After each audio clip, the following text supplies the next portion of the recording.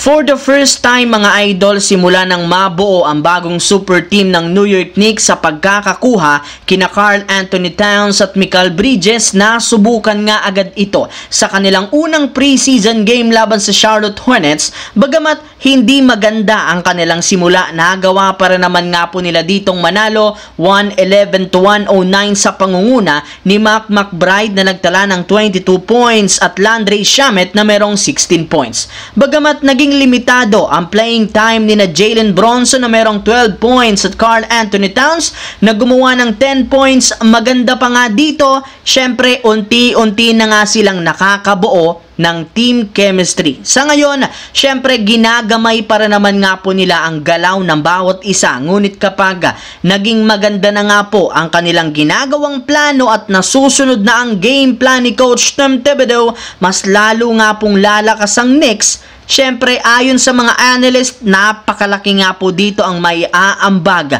at magiging impact ni Karl Anthony Towns sa team dahil bukod sa nai-stretch nito ang floor sa kanyang shooting, napakadominante rin naman nga ito sa ilalim ng basket.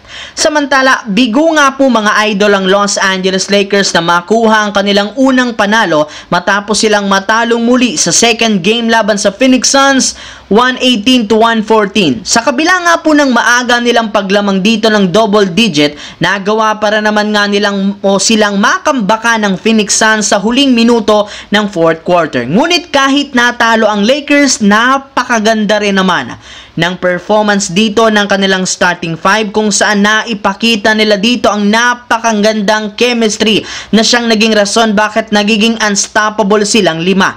Napatunayan ng Lakers na ito ang pinaka-advantage nila laban sa ibang mga teams, lalo pat kumpara last season. Mas maganda na nga po ngayon ang pacing ng kanilang opensa sa pangunguna ni LeBron James at Anthony Davis. Bukod dyan, nagiging maayos na rin naman nga po ang shot selection ng iba nilang mga starter na sina D'Angelo, Austin Reeves at Rui Hachimura. Diyan pa lang makikita na natin na magiging maganda ang kanilang mga laro sa mga susunod at pagsisimula ng regular season.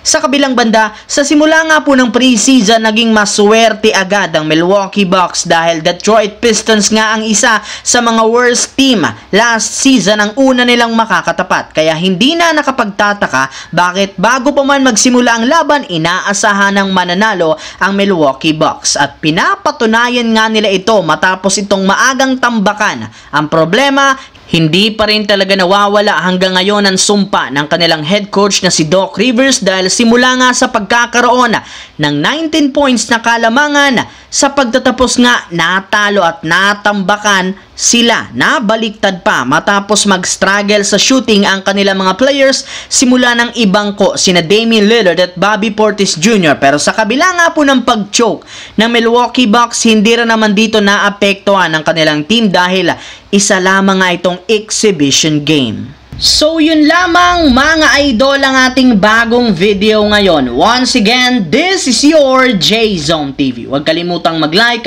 mag-subscribe, pindutin ang notification bell sa akin channel para lagi kayo maging updated sa mga videos na pinapalabas ko. Isang malaking shoutout sa lahat mga idol. Maraming salamat po.